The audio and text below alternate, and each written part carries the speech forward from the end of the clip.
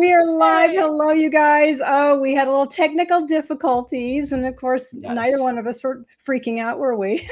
Not at No, all. not in I, the least. I mean, this happens a lot. Last live stream, it cut out, and that was a new thing. So anything that's ever happened has already happened. Hi, Blake. Hi, Nadine. Hi, Scotty Lynn. Thank you Scotty. guys for Oh, finding us. so Scotty, shout out to the most beautiful girl in the world. Scotty Lynn is my girlfriend, so she's so very wonderfully supportive. Welcome, Scotty. I'm so happy you're here. Oh, Hello. I'm so pleased you're here too. Oh my gosh, that's so exciting. Oh, that's great. Marna Jones. Hi, Marna. Marna's a friend of mine. She's a wonderful writer. You guys go check her out. Hey, Welcome, Scar. I get lots Star. of hearts from this man. Oh, that's great. Oh, love Oh, it. Love it. he's gonna be a total problem in the chat. You just know. You I'm just going know. to ignore you, Jonathan. I just am. I love you, but I'm going to ignore you. And I usually don't, if I'm hosting, I'm usually not typing away. So, Finny, you're much better at that than I am. So, yeah. You guys, this is a very casual, relaxed welcome to Stories That Heal because I have a very special guest, you guys, if you don't know. This is Cody Finney, everybody. Hello. Yay! From Tales of Hi. Spira. Hello, Spira, everybody. Spira. Let me get it right. Sphere, Sphere. you got it. You got it. Sphere, Okay. that's right. All right. Got to get it right, buddy. I mean, and we had all these technical difficulties, so we didn't get a chance to talk beforehand, but Yeah. which is fine, because then it's all obviously authentic when we're Yeah. here. We're But more off the cuff types of people anyhow. We just roll with it. we really are. So we hope this is a little more enjoyable. I've got all these notes from like all the times I've ever, prepared for this. I'm just throwing them out because man, I do so much better if I just riff. I think, if you guys watch any of my other live streams prior to this, I'm so nervous and I could barely get stuff out. And but we got to start somewhere because I've gone a long way from nothing to this. So this is exciting. And honestly, this is where I'm gonna get a little sentimental, you guys. I couldn't have done this without you and your Discord and all of our Discord family. You guys, when you join Substack, you're just kind of flying out there. And when somebody snatches you and says, hey, I like your vibe, and then brings you over to this really amazing Discord. And Cody's like, of course, you got to understand, I'm like I don't know. Do you guys think I'm like the Snow White or whatever of this whole place? Because I don't really, I don't know. Like, I don't know. Snow White. Maybe, I mean, maybe Snow White. Don't out me, I don't know okay? where your dwarves are. You're not surrounded by little bald men, so I don't know. No, I know. Anyway, after a while, I was in this. First of all, it took me a while to understand Discord. My own brain, And then once I did that, and Cody's like, "Hey, Galactic Writer, you need to get your, this up and this up." So they were always coaching me about how to get right on Substack. So that was really fun. A little nerve-wracking, but fun. But I'm like, yes, I'll do it. Yes, sir. Yes, sir. But you did it, and it's all up. Yeah, I'm like, did I do it, Cody? Like I'm messaging you, give me this, You did. So anyway, I'm so excited to have this wonderful, talented, not only my friend, but oh gosh, don't make me cry. Stop blushing. This young man, listen to me. I'm like an old lady. I'm like grandma. We'll talk about her in a minute. He's got a very scary grandmother in his. Oh, we do. Yes, you do. But he took me under his wing, and everybody in the chat, everybody in this chat here, everybody on Discord that honestly, I think you have an open invite to. I think, I'm not sure. It's like if people can handle it. all of my subscribers, all you have to do is subscribe to me and I'll send you a link to the Discord. It started as just this history for Sphera, which is my fictional world that I write about. But I used to I'm confessing nerdy shit in front of my girlfriend here, so I'm gonna lose cool points. But no, I used to DM Dungeons and Dragons campaigns a long time ago for some of my friends, and I set it in my own little made-up world. That's what the world was designed for. And so I used that Discord for that purpose, and then that kind of went extinct. And so I was like, you know what? Now that I have this blog, why don't I just revitalize that and use it for something else? And so now what it's become has just been this place where all of these different creative minds connect, and they're sharing ideas, they're giving each other feedback, they're supporting each other. And like the biggest thing I wanted my blog to be about was just that connection. Um, because there's so much negativity in the world, and especially like sometimes among creatives, like, and so it's one of those things to where this became a place not to compete with each other, but to like lift each other up and like help each other out. And so like we just created this fascinating little community on this Discord server. It is wildly unhinged. Anything goes. I'm not a police officer. I don't put rules, but I mean, there could be some crazy stuff that pops off in the Discord. But I mean, at the end of the day, I always like to describe it as like what happens when a bunch of creative minds trapped inside of a tiny room just explode, and that's pretty much what the Discord is about. So if you want to join that, for everybody who's listening, all you have to do is give me a subscription. I'll toss you the invite, and you can be in on that community as well. So That is very generous, I believe, because there's so many people who are like floating in the wind out there, and I was one of them. So I really yeah, appreciate what you do. And yeah, I will say you're an instigator of some of the dastardly stuff. And speaking me, of dastardly, no, speaking of never. dastardly, Chris Swallow's in here. Oh yeah, He's going to be featured on Right Club tonight. If you guys don't know what Right Club is, go to David T. Etheridge. I'm not sorry, Dave, if you're on yeah. this. He's wonderful. Yeah, go ahead, help me out, buddy. You're like the Etheridge, madman with David the T. keys there. Etheridge. Anyway, Yeah, Chris, his piece tonight is exquisite. It was. I was speechless after I read it. It was amazing. So yeah, so I can't wait to see what Right Club's going to do. Right Club is a wonderful community of artists who critique your work. yeah, One yeah. you get a night where you're spotlighted there. They did mine on August 4th, my first chapter of the Zecora mutation, which I highly appreciated so much. I've since then improved it, and it's I'm learning how to write, basically, you guys. I'm enjoying that process. And by the way, Finney, I love your notes. Your notes are, Really? I know they're funny, but like but they're also helpful. Yeah, Your a lot of your notes have actually, I'm like, oh yeah, I can read that. yeah, And that's another yeah, beautiful thing about Substack, the sharing. We got Blake Dalton on here, who's one of my other buddies, who yeah, does videos on craft, and it's just, yeah. I love it. So I've seen and them. I love his videos too. he's Yeah, they're very amazing. informative. Yeah, Yeah, it's so much fun. We're all having a fun, like a big party, always together. And what kills me is I don't have enough time, honestly, while I'm finishing the last few chapters to really read anybody. So Right Club forces me to do it, and of course my friends yeah, do. They're like, "Hey, I just put this out." I'm like, "Okay." yeah, yeah, I yeah, feel like I'm listening. If they have an audio, I'm like, "Thank you." I can listen to it because I yeah. can absorb the material that way as well. Yeah, absolutely. Yeah. Right Club is something I should get involved in. I haven't had a lot of time to do much creatively lately, just because the work and the day jobs and stuff, is as everybody I'm sure in this chat can relate to. It sometimes asks a little bit too much of us. But once things settle down a bit, I'm looking forward to like trying out some new stuff. So I'm pretty excited.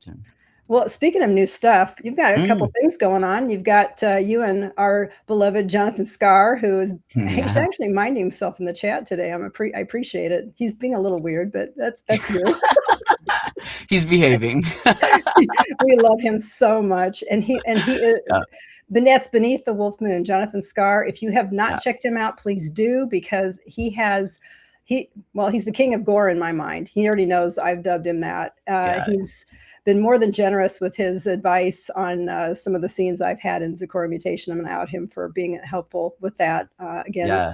I Yeah. know if I could, my favorite band is the Beatles, and if I could just pick a tune from the Beatles, which is I get by with a little help from my friends, Yeah. I mean, Yeah. that's how it feels being with you guys. So Yeah. it's just lovely. I'm just so thrilled to be here with you. Yeah. Okay, so I got to pick on you for a second for fun. It's fun, Sure. always for All fun. right. Just only for Okay. I fun. signed up for this. I signed up You for this. certainly So this is did. No, I don't do a lot of bad things here. But what I'm saying is, I got it. So he has this wonderful series called A Bargain to Become. All yeah. right, and chapter 11, I believe is the last one you Chapter have out. 11. It's But out. that's It's not, out, and it's caught yeah, it up is. with me now. So Yeah. for the longest time, I had my chapters backlogged, so I had already written them out, and I just threw the editing together with it before I started publishing it. And I kept writing, and then finally it's caught up with me. So now it's like it started to slow down just a little bit because, I'm still working on the future chapters and everything. But yeah, it's my main serial, and it is my labor of love, and I am 11 chapters deep in that motherfucker. Can we curse here? I'm sorry. I use Oh, we cursey just words. did. You just did it. You added it. Yep. Okay. My podcasts are no longer Snow White. Thank you. Sorry. Thank you. Thank you. Yeah. I'm Yeah. gonna ask your girlfriend to hit you over the head for me. Okay. All right. But there's a content warning before all. First of all, let me just say, as you guys can tell, Finney is the coolest dude. He's the sweetest, kindest, most generous dude. And honest, not just a little side. He read a part of the Zecora mutation I sent him. It wasn't really ready for prime time, but I'm like, well, I don't want to miss out on this really cool thing he's doing. This So good. abracadabra, where he It's so reads good. Yeah. the Mr. Voice Actor, which we're going to get to in a minute. I have all these questions, and then you guys, if you have questions about Cody and any of his writings or just anything, think of it. But I get first dibs here. But what I want to say is, because you did that, it was phenomenal. You added not only your wonderful rendition of what I wrote, but you also added the sound effects. And that's when a few of my friends were like, oh my God, it's like a movie. It's cinematic. I'm like, yes, oh my God. So, and then that was the push that I needed, friend, to pull the Zecora mutation out of the file and just start editing and get that amazing process, because I have not written a novel like several people here. I don't know what that's like. I already know it's almost maddening, because when you don't know what you're doing, it's terrifying. And so like playing with my novella has helped me hone some skills to where it won't be as overwhelming. I'm pretty sure I'll continue, but you know what I mean? I just need a break at this novella. I will just say that. All right. I get content warning. You guys ready for this? Graphic violence, murder, execution, torture, threats of sexual violence, implied sexual assault. You better hide blood and gore, wartime atrocities, abuse of power, and emotional distress. I think that was you pulled up from chapter. For somebody who didn't quite get it, it's like, I understand the emotional distress part. That cracked me up so much. Anyway. Well, I think it's important to be, because I'm primarily a dark fantasy writer, and in dark fantasy and grimdark writing, we really don't sugarcoat a lot, and you get that raw grittiness, and so I mean, there's a lot of dark themes in my own writings, in my own work, and I understand everybody has different sensitivity levels, right? I would not want, someone to be reading along and then, there's an impalement scene, and then suddenly they're like, what the hell am I reading? Like, I don't want to tick people off like that, and I certainly don't want to trigger anybody. So I think it's very important to always put like content and trigger warnings before your stuff, So yes, read with care. Well, honestly, I was listening to it because I like doing that. But I'll look back and see and read the parts too. And I think you even invite people to do that, to read as they listen, which I think is fantastic. It works. It works really well. So, and what she's referring to is, because I'm a voice actor, I also narrate my own serials, and all of my writings usually have narrations that accompany them that are done personally here in my studio by me. And so, what I like about that is it adds a different sort of level to, I think the best way to bring a work to life is to hear an author read their stuff, and I've seen a couple of people do that now. So, you have Elle has added the audio, Elle Abbott, shout out to the Warden's Archive. But yeah, I mean, it all comes together very well. And Scar tells me, he's like, it's convenient too. So he'll tell me, he's like, I'm cooking in my kitchen and I'll listen to, you read A Bargain to Become to me. And I always wanted to make it, as I was doing my audio for it and everything, I wanted it to feel like you're sitting down and I'm telling you a story, and And so that's like what I try to go to. Like I call my subscribers fireside friends, because I wanted my blog to feel like a cozy place where we read really dark shit, you know?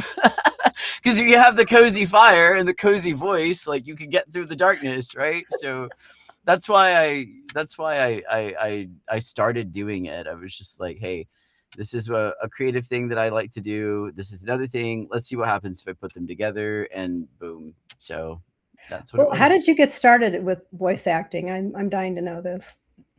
And maybe So other people are. that's yeah, great question. That started for me a really long time ago. And it all really goes back. I mean, I was always a stage kid, so like I was in like pageants and stuff when I was like really, really little. But then I just always remember there was such a magic. My mother was one of the best storytellers ever. And she would always she was good at like doing voices and things like that. She was a great mimic, and I remember just being so riveted by her. And so she kind of, gave me the ability, I like to think. And then from there, I remember I was like in 5th grade and I was doing like impressions of my teachers, and people were, I can't really explain how I do it, but I've always been a natural mimic. So if I hear a sound, I can pretty much mimic it tone and pitch pretty well. And so I used to do impressions of my teachers, which got me in trouble. But eventually I learned, I was like, oh, there's this thing called acting, where we don't offend anybody, Yes.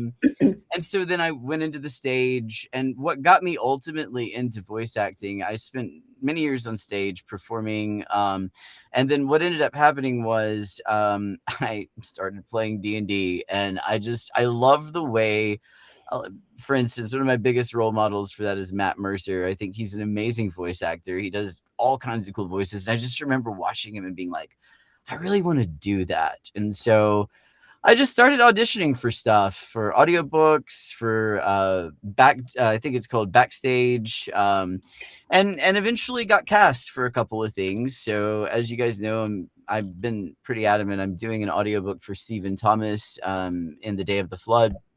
And then Great I've writer. got yeah, and I just signed on to produce another audiobook for, I cannot remember the name of the publishing company off the top of my head, but it's called Blades and Bullets. So it's Ooh, like it's an anthology, so it's a collection of, these different, fantasy short stories. So I'll be working on that, soon, as soon as I get Steven's stuff out of the way. So how did you get that gig? Stevens or Blades and Bullets? No, Blades and Bullets. I know how I Blades mean, and Bullets, yeah. So Blades and Bullets was, actually through our mutual friend, Chris. okay. Chris Buckle, she set me up with her publisher, and she was like, "Hey, it just so happens he needs a voice actor to narrate audiobooks." She was like, "Would you be interested?" And I was like, "Hell yeah, I would be interested." Like, I mean, why not, you know? So, I just signed the contract with him, did a little 15-minute sample for him, and he was like, "Yep, that sounds good." Yeah, yeah, you're in a stage of life where you don't say no. You just don't No, say, I that's mean, and it's a you know? problem, Linda. It's such a problem because it's like I get in like these manic stages where I'm just like, yes, yes, yes, yes, and then I realize like how Oh, overwhelmed I actually no. am with Yeah. everything. Like the musical that I was, and Well, then and ended up doing. that was yeah, he was in, he's referring to Young Frankenstein, and he's on Yeah, Facebook, by the way, if you guys want to check him out. And um, there was some great, I mean, I love that you got some video of that because I was so yeah, sad I was yeah. so far away to actually attend that. They were But really yeah, weird about it. They were like, nobody can no, video no, this they're because like there's a that lot of here. like, I think it's a thing. yeah, It's a copyright thing. It's all, yeah, yeah, they're like that here where I'm at too. Both yeah, Cody and I've been in production, so yeah, I enjoyed that a lot. It was a nice way to just do yet another thing in life to yeah, experiment and see how that goes, right? But you are absolutely. definitely there. You are in the middle of all these actors. I love that one picture you have on Facebook where you're in the middle and everybody's like this to you, and it was great. But Yeah. Yeah. So obviously you found your calling, which is great. So yeah, Yeah. no, I remember when I was first starting off as a therapist, and people would say, "Hey, do you know how to treat such and such?" And I'm thinking, "Sure," and I'm like, Yeah. "I better go look that up." I mean, I was That's trained in encouraging. everything, but maybe I better go look at this one. Yeah. Yeah. Yeah, that's how I ended up with eating disorders because, I enjoyed helping people lose weight at the time. That's way Yeah. before all these medications came out. And Yeah. then Yeah. people with anorexia nervosa came through my door, and I'm like, nobody in town knows how to do this. So I Yeah. went and got some serious training, and then That's they awesome. became some of the coolest clients I would have ever had besides the little kids I used to work with. So Yeah. yeah. Anyway, but back to the reason I brought that up is because I said yes to everything. And because Mhm. that happened, opportunities and doors opened. And I get it that when you're in that high stage of like, yes, yes, yes, Yeah. look at your calendar Yeah. and see, maybe It's find a way to, reel yourself back, maybe have your girlfriend go, yeah. wait, she doesn't know what she's She's getting good. herself into. She's so Just good at that. She's so good at that. That's So good. That is yeah. good. That's a So very loving relationship. Sounds really great. So I'm very happy for you guys. yeah. Okay. Does anybody have any questions? Yeah, we're only almost half an hour in. Yeah, Dang. because like this is great. So what else? You have this. Well, what I was going to say about chapter 11 of Yeah. a bargain to become Uh-huh. is I'm not. I mean, I love Tolkien and all that, but I tend to. I don't know. I didn't know if I was much of a fantasy thing, and then hearing about the old ways, but I was Yeah. rolling with it and rocking with it, and then I don't know what happened, but something flipped in my brain, and all of a sudden I was immersed in your story, and I thought, this Really? is oh yeah, like something. I'll have Awesome. to pinpoint it and maybe share that with you later, but Okay. I'm not usually I don't usually read that, but I'm so glad I did because now Yeah. I'm immersed, and it's like, whoa.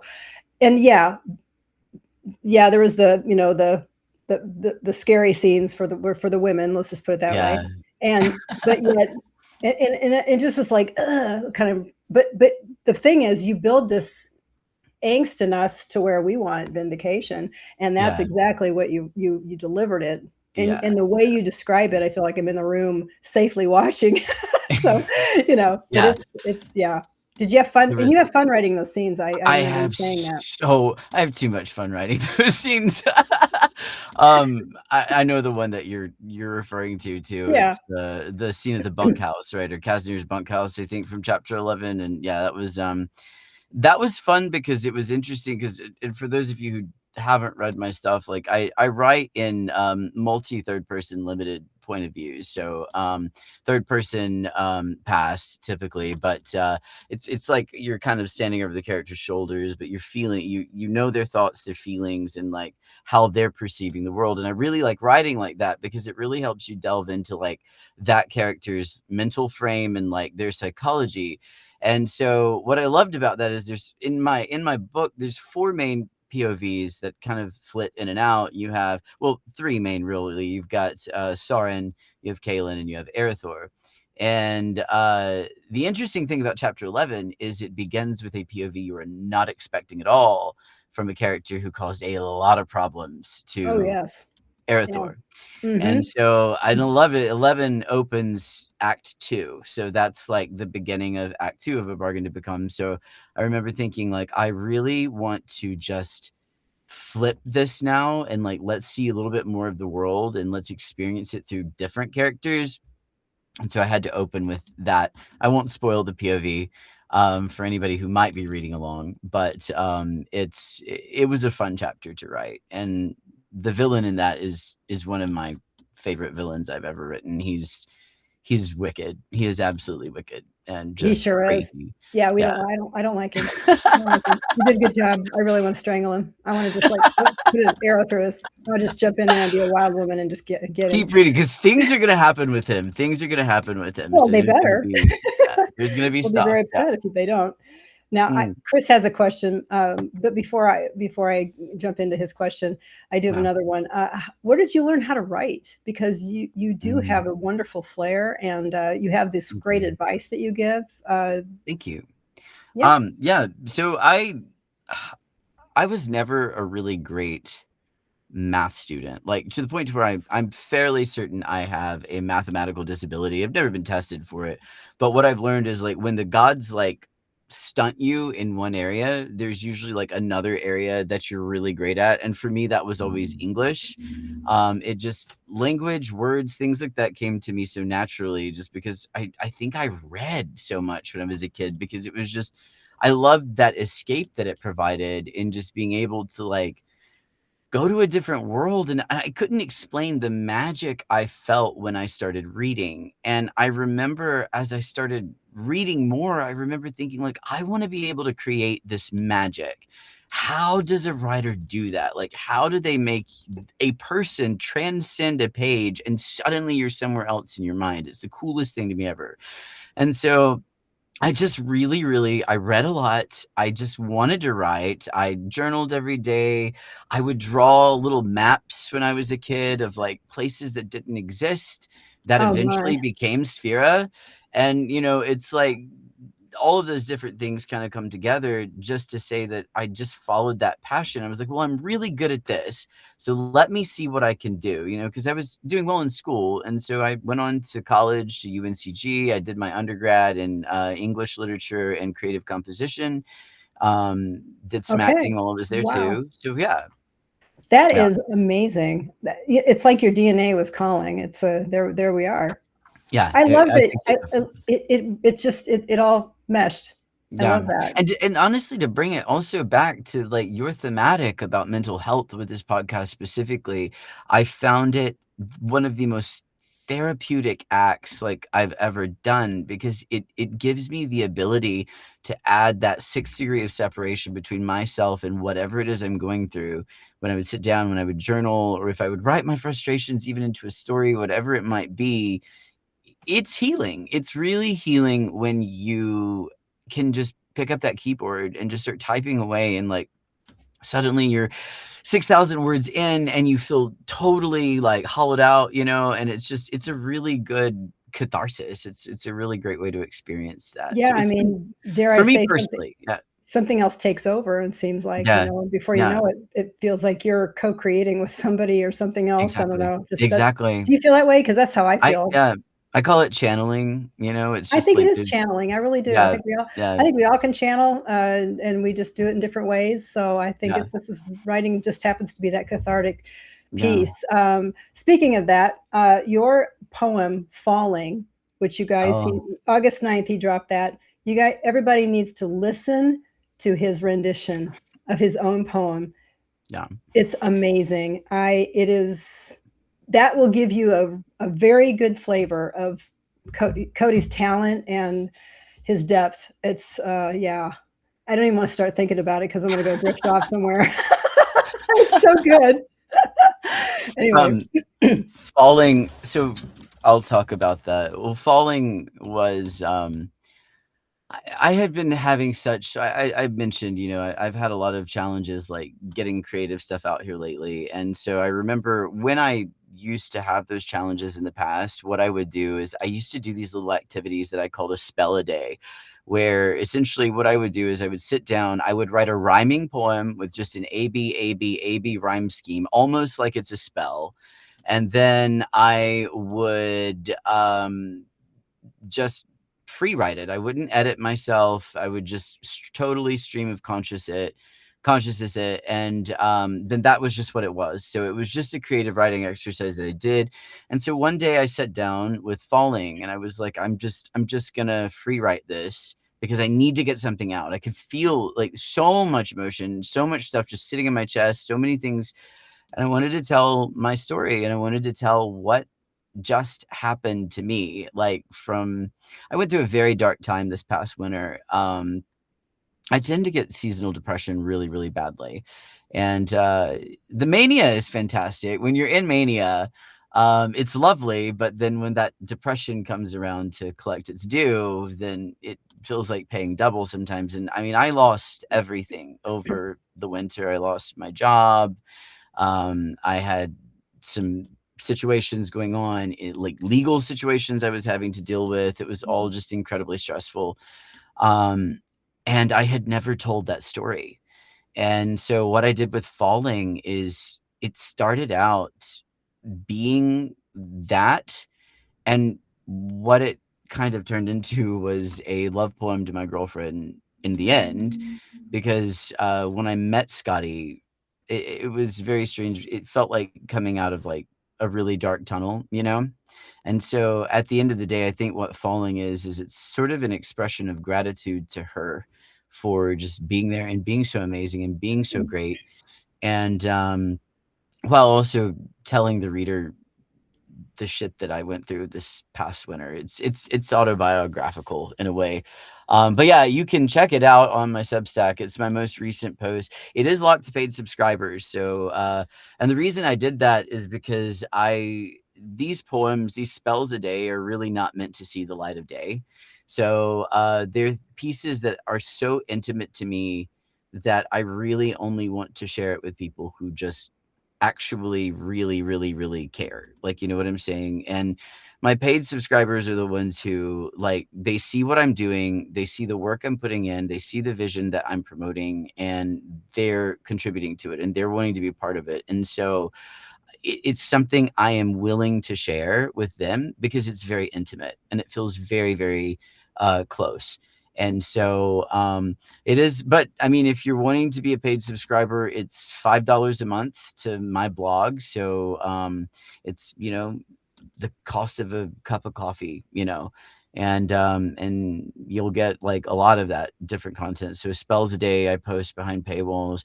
Bargain to Become is now paywalled. So 11 on will be under paywall, and then yeah, so monetizing is only something that I've recently started doing, just because, I mean, I'm a starving artist. We're all starving artists, right? We're looking to pay our way, and I've always felt that if you follow your passions, they don't let you down. So I decided it was time to erect some paywall stuff for those people who are really like right there with me, you know. So that's what What that an one is. eloquent way to discuss getting a paid subscriber, because that makes sense. You know, that's something very personal, and you know the Yeah, paid subscribers do care. So I just think yeah, that's a yeah. beautiful hand in hand Mhm. uh, thing that maybe all of us can think about in our own Substacks. How could we Absolutely, do that? That's quite an absolutely. inspiration. Thank you so Yeah, much.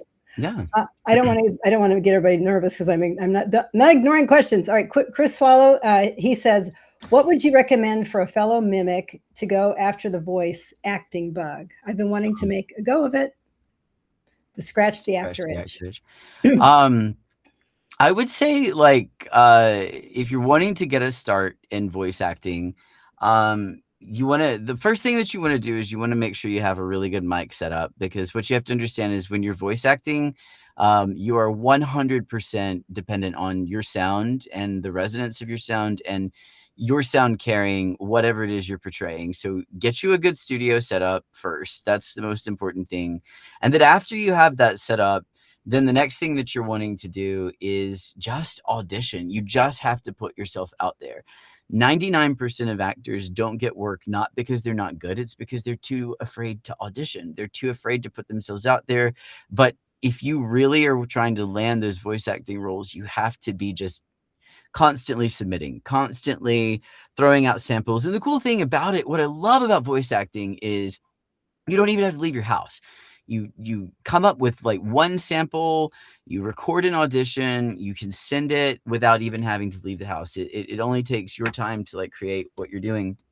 Um, I would say if you're looking for specific websites, if you want to do audiobooks like me, then Audible is a great one. They're powered by ACX. So you set yourself up an ACX account, which is through Amazon, create yourself a profile. Writers post auditions on there all the time.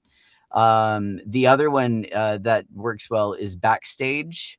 That's a really good one that a lot of people use. You can find more on there. That will get you more into anime, or it might be video games, or they'll usually post stuff, you know, there for that. But yeah, there's just so many different avenues that you can explore. But the biggest thing is if you have that voice acting bug and you're really wanting to go for it, the most important thing is just start. It sounds so simple, but you cannot voice act unless you put yourself out there. So just start putting yourself out there. And then that's just what you do. Makes sense. Mhm. Our buddy Jonathan Scar, Beneath the Wolf Moon, he asks, Finn, how old were you when you first got the writing bug? That's a good question. I think I was in 8th grade. That Mm. was I remember when and it began with me wanting to, like, I was drawing. I drew maps. It didn't even start as writing. It was just me drawing maps of these places that didn't exist that were just in my head somewhere, and then I was just like, "Okay, this is cool, and now what happens if I write these cool little things called fan fictions?" Which were totally cringe. I would never allow anyone to see them nowadays, but that's kinda what started, and then I just realized and through just kinda doing that privately on the DL, like, I realized just how therapeutic it actually is. I was like, "Hey, I could actually create my own characters." But yeah, I had to be like 8 years old, I I think, think you were or ahead not of 8 your years old, 8th time. grade. You I think think you were so? ahead of your you sound like you're ahead of your time, actually. I mean, think about Maybe. it. I don't No. know. What was going on? I I mean, was that even out there? Was that even a thing? Or I'm see, not that I interesting. was I'm not right. that interesting. I was right. Okay. Amanda Talavera Mhm. asks, well, hey, Cody, when did you start writing A Bargain to Become? Okay. A Bargain to Become began probably about 2.5 to 3 years ago. Um, I had gone through a, like, really, low creative point. I wasn't producing anything. It had been years since I'd written anything, and, I just remember thinking, like, I felt this, like, anxiety and, like, this anxiousness that it was like something inside me just kept saying, "You've got to start doing stuff creatively again." And I started getting this story that just started coming to me in fragments and so, yeah, I mean, it had to be about 2.5 to 3 years ago, and I will never forget how it began. It began with a prompt, because I remember being stumped. I was like, "Well, I don't know what the f to write." Oh, did we lose power? Oh, no, I no, can you still still hear you. had something go on. That was weird. Um Sorry about that, but I was like, "I have no idea what I wanna write." So, I went on Tumblr of all places. How many of you like, give us a like if you actually even use Tumblr anymore. No one seems to use it since they took the porn off, but I still did because, I mean, I had a romance affair with Tumblr when I went on Tumblr. Oh, we got a lot of likes there. So, We sure did. people started Tumblr. That's That's cool. probably Scar. So yeah. So, I went on Tumblr and, I found this table of prompts. And what I did is I took some dice and I rolled them and I said, whatever number it lands on, I'm just going to write this prompt and I'm going to start with this prompt and see what happens. And the one it landed on was the very first sentence of A Bargain to Become, which is, "You can cut me, bruise me, skin me alive, but I won't let you take her from me." And that was my first sentence. And then it just kind of went from there. So I'm looking for, is that a serious question? I'm asking Scar. I know what he's talking about. I figured you did. All right. There's a story there.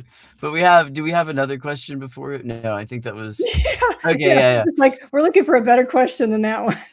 The You're so story funny. there, Oh for no. those of you who don't know, so I do Project Abracadabra, which is a podcast here on Substack. And this is a podcast where I narrate other writers' work. It's less of a narration, it's more of a dramatic reading. It's a performance, it's a production piece. I put music to it, lighting, everything like that. And so essentially, and Jonathan Scar is my co-producer, and he is like my bromance guy. He's my bro from another mother. And Yeah. we were talking about our Google searches one day. I can't remember whose live stream we were on because we always interview the writer after I do the episode. And I want to say it was, I think it was number 4. I don't know. We were talking about search histories with someone, and he asked me like what was my most scandalous search history, and I couldn't think of one off the top of my head. I was like, well, this was my latest one, and it was, "How does fog work?" 'Cause I had a scene, I needed some fog, and I was like, I truly was like, can it be foggy in tundra? I didn't know, so I had to do some research. So I just typed into Google, "How does fog work?" So yeah, you've got one coming up real soon here with Evan Harris, right?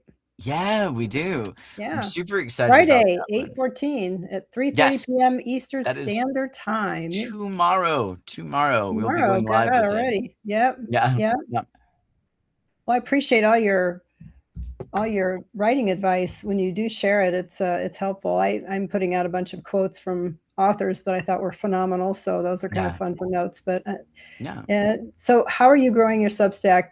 I mean, are you actively or just going, okay, here it is, and yeah. you know, I'm definitely for a long while, I was routinely practicing, regular Substack growth strats, which is essentially for those of you who haven't looked into it, and if you're looking into just organically growing your Substack without, like, you know, trying to outsource stuff or import emails or whatever, then what you do is there's a specific ruling that helps, it triggers the algorithm, so it which will get you more exposure. So essentially, for every note that you write, what you want to do is you want to write 5 meaningful comments on another creator's post.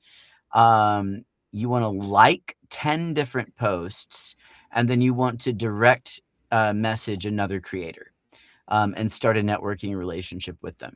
And so that I was doing that for a very long time, and that's how I kept getting like the ideas, like the Discord and stuff like that, that kind of came together. And so yeah, it grew very organically from that. Nowadays, I'm not as actively trying to grow it. I'm about to breach 500, I think, which is great, and I love that number. I started like back in, I think, March or April, maybe. So it's grown really quickly, which I'm very surprised at. And my blog, it draws people from for a lot of different things. So there's obviously Project Abracadabra, my serials. I used to do lore drops back in the day. I used to do these creative reflections essays. And so anyhow, nowadays I'm really just publishing with notes. So I'll publish usually about 3 notes a day.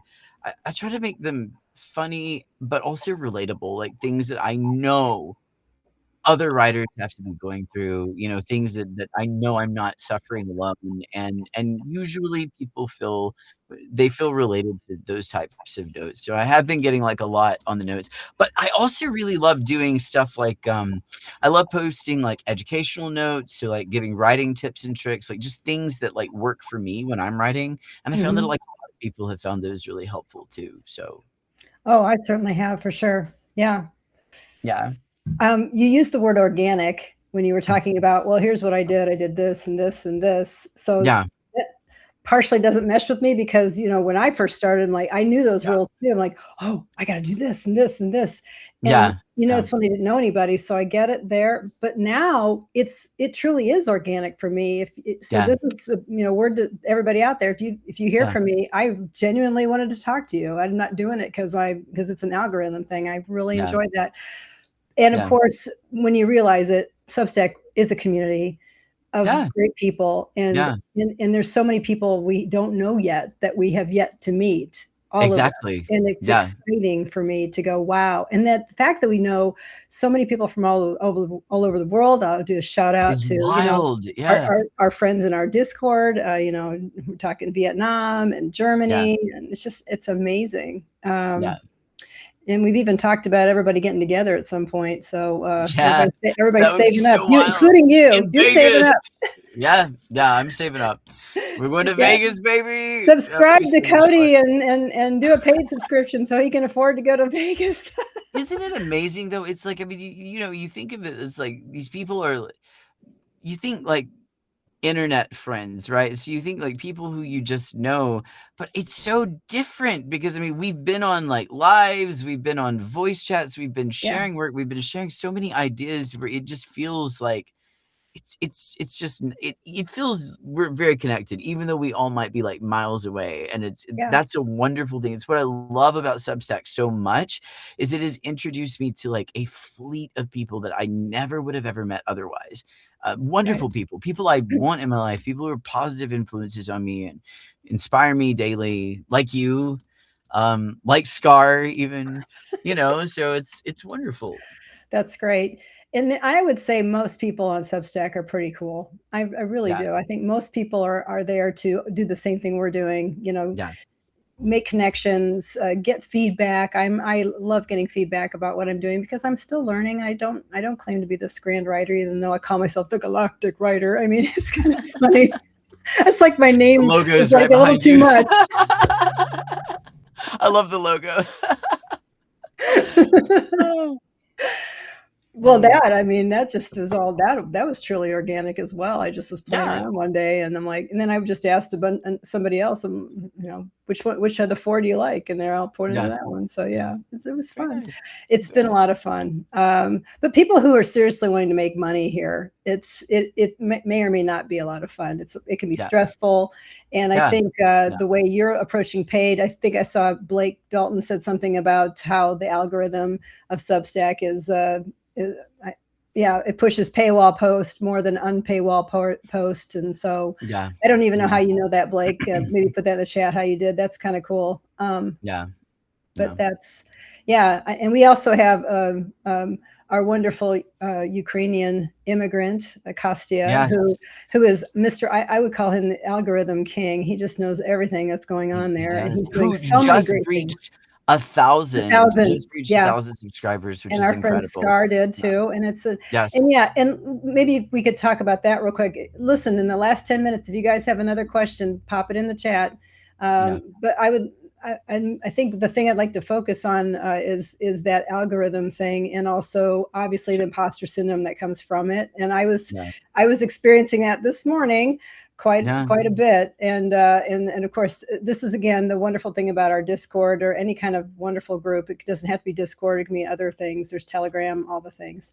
But Yeah. everybody just was like, "It's all right, Linda. It's all good. Yeah. it's just three unsubscribers."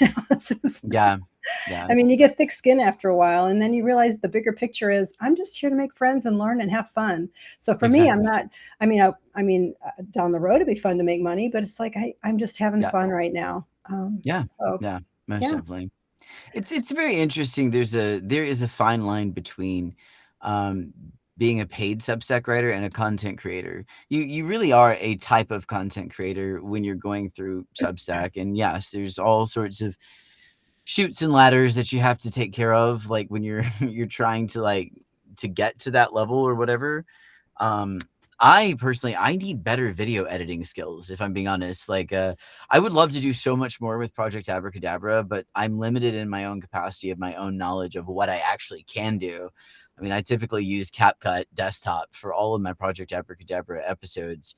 And, I would love to get in there and play around with it more. And I don't know, I'd like to get an opening cinematic video. I would like to get all of these cool things, but I need to know how. So that's if any of you guys know, like, let I me was going to know. say to anybody who knows more about it, and that's the other thing. There's people who know things and they can share Yeah, that information with you. But yeah, yeah, and so shout out again to jump on Cody's Substack and do a paid because that's $5 a. yeah. That's like giving him a coffee once a It month. it I mean, it no big goes, deal. yeah, and it goes a really long way, and it means a Yeah, tremendous amount to me, and it helps me continue to keep creating and producing, um, for you guys, like, because it's stuff that I just really wanna do, and especially with Project Abracadabra. Can we talk about that with a I just feel like I of want course. everybody to know more about that's, like, my huge passion project because it takes the voice acting, but it also takes writing, and so the whole reason I started this podcast, Project Abracadabra, was because, everybody's gonna hear the thing I say in all of the openings.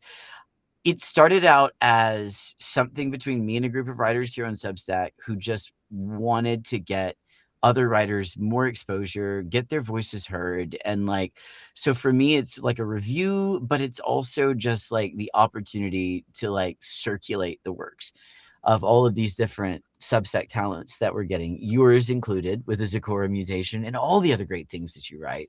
But I wanted to just have that type of a thing. So, if you guys don't know me, I run that podcast, and it airs usually every other Thursday. And all it is it's me taking the writings and the works of, like, other writers on Substack. I give them dramatic readings.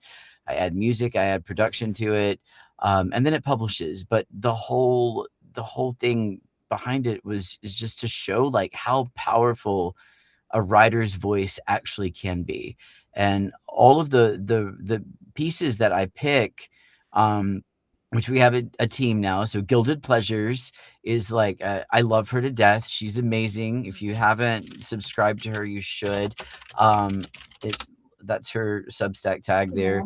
Yeah. But she helps me choose, because she knows my voice so well, and she's also my editor for A Bargain to Become, which is amazing. So she's like, I think this would be a great piece for you. So anyhow, the point in case is like, I pick the pieces to where like I can just hear a character's voice in my head. So, like, for instance, in Zecora Mutation, when you submitted that one to me, I heard those voices, the way I performed them, very clearly in my head on the first read. And that's how I was like, I need to do this one. This one has to go in there, you know? And so, that's what I like, the idea of the author's voice, and not our physical voice, but how that magic of that voice and how it can possess a voice actor like me to do all kinds of stuff, you know. And it's been wonderful. We're on like episode, I think episode 10 just aired, so next Thursday episode 11 is airing. It'll be The Manor by the Grimoire Vault. I'm looking forward to reading that one. It's dark, but yeah, it's fun. And it just started out as like fantasy, but then I was like, well, let me expand it. So now I accept submissions from any writer of any fiction genre. So if any of you guys who are watching us, if you'd like to get your stuff read, first of all, check out my my podcast. You can find it on my blog. Go under my table of contents. It's called Project Abracadabra. And then secondly, you just make a submission. There's a post that gives you the guidelines for it that you can find on my page. And yeah, and then I will hopefully be able to read your work and stuff. So can I say, having you read my work, it helped me improve my dialogue, even though I thought that's where I shine the most. I still, when I heard you reading, I'm like, oh, I got to fix that, or, you know, so it no matter what the feedback is, whether it's Write Club or what you're doing with Project Abracadabra, it helps all of us hear ourselves back, and it's all in friendly fun, and no one, it's such a wonderful help. It's an uplifting. I mean, I can't say enough about what a lot of these people, the community, there's so many people who do these community projects now that it's just I mean, that's organic.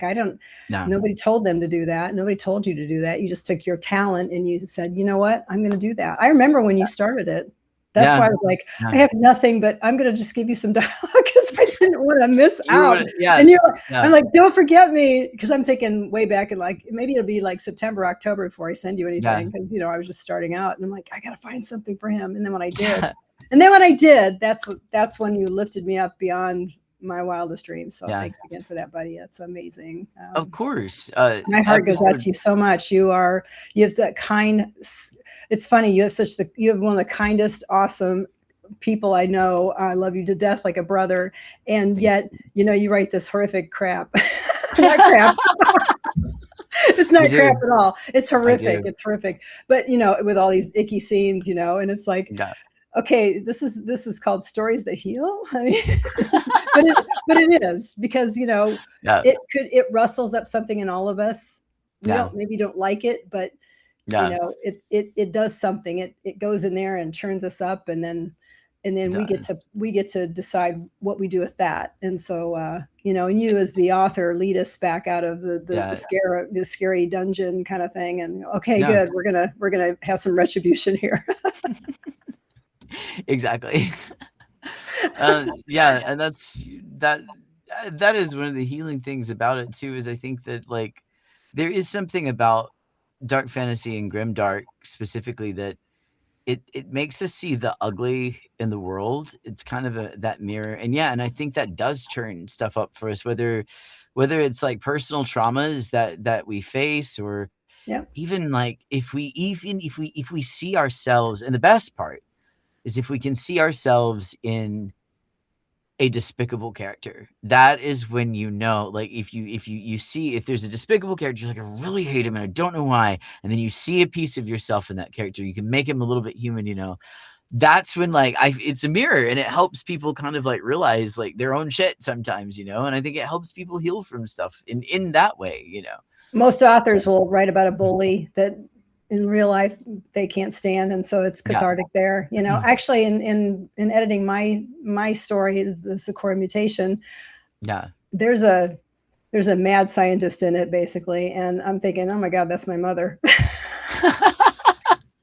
There you go. And I didn't realize that when I wrote Yeah. it the first time, and it's like, oh my God, you Yeah. know, I really got some stuff out in this one, but it's Yeah. still, you know, and that's the cool thing, is that we take some junk that we went through and we turn it into something, I would say, pretty cool, Yeah. beautiful, you know. Absolutely. Um, Absolutely. that's what I did with my life. I think, you know, I went through a lot in my growing up, and then I became a therapist. And so I don't know, I just wanted to help other people, you know, Yeah. going through the similar thing that I did. So, Yeah. you know, you just take it and you do something good with it. And that's what I did. And that's what we do with our writing. All of us, like you said, we all channel. I think we all channel writing, and, you know, we call it all different things, muse or whatever, but it's a release. And I know that my best poetry comes out when I feel it right here, and I just got to get it out. And for me, I write on my phone, and I'm just saying it. I'm just saying it. I don't even know what I'm halfway saying. And then I'll go, and then you feel this crescendo and then decrescendo, like music. Mm-hmm. And then I go back and read it. I'm like, oh my God, it rhymes and it makes sense. Oh, that's amazing. You know, it's like, can't take credit for that. Somebody else is doing that. And before I forget, I have to also talk a little bit about my second serial in Substack too, called Oracle. Oracle is an interesting one for me because I wrote this one, and what it's making me think of this is we're talking about stories that heal, right? And we're talking about how we've been healing internally from it.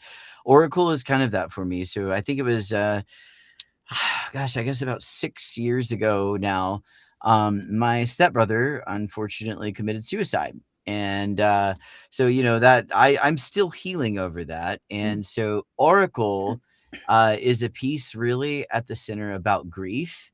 So I explore like how I can't explain it. It's like I'm processing my own grief through writing it because there's so much grief in it. And so what I'm doing with it is experimenting, like in the main cast of characters, each of them have like a bit of like a stage of grief. They represent a stage of grief. And I'm putting myself and how I felt into those specific characters. And honestly, what it's doing is it's helping me. Like, the thing is I don't think you ever fully like, I don't think something like that ever heals, but I think you start to grow around it.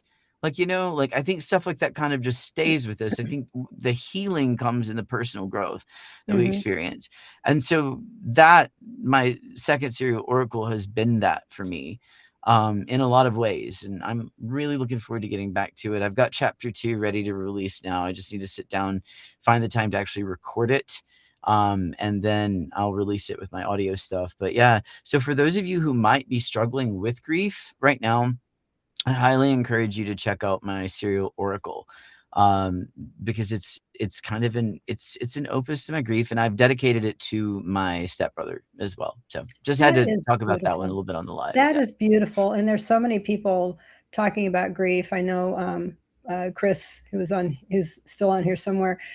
He wrote a piece for Write Club Tonight, and it's about his grandfather not remembering who he is, and then it's so intricate I couldn't even give it justice by summarizing. But also, my parents are quite up there in age, and you know, I see my dad every 5 weeks because of the situation we're in. You know, he'll come into town, and when I say bye to him, it's so hard because it could be the last time I really see him, and he knows it too. And I need to write about that sometime because I think that would be helpful for me, but also somebody else who's reading it, because, you know, we all need to, from what I understand, it's a transformation when when Yeah. we go through that grief process, it somehow transforms us. And Yeah. case in point, when I was a little kid, 7 or 8 years old, my best friend, my dog, got hit by a car. I never saw the body. Later found out my dad burned the body.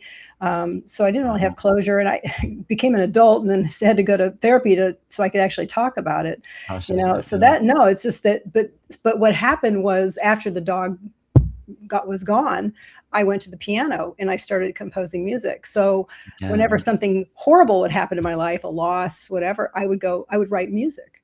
And Yeah. music was beautiful, in my opinion. Sorry, I'm going to be Yeah. it was like music. I didn't even believe that I could even write. Yeah. There it is. And so then I realized I don't have to be depressed to write the music. So then I Yeah. have fun with that. So Yeah. again, that's another one of my expressions that I think after I finish the Zakara mutation, I will dive back into and just see what that's like. And I'm still be on Substack, and I'll still throw a couple things out, but yeah. Yeah. Yeah, most definitely. Yeah, we could just do a whole nother hour. We can't, but Yeah. we're at the top, a little bit over the top of the hour. Thank Yeah. you guys so much for coming. Anything else, any parting stuff? I can't think of anything else. We covered a lot. I'm so proud We of did. ourselves. We talked we're just two chatty Cathys. We're yappers, you and I. We like to talk. So Oh, it you works. definitely. I mean, I'm like, oh, can you just talk a lot more than I can? I'm a It's fun to go yapper. back. Thank you guys We so appreciate much. you guys for tuning yeah. in. I mean, Yeah. you're out of your busy day. We love you Yeah. guys. Thank you so much. And Yeah. until next time, we'll see you on the Stories That Heal. Yes. Okay. Bye, Bye, everybody. everybody. Take care. Take care. Bye. Bye, Linda.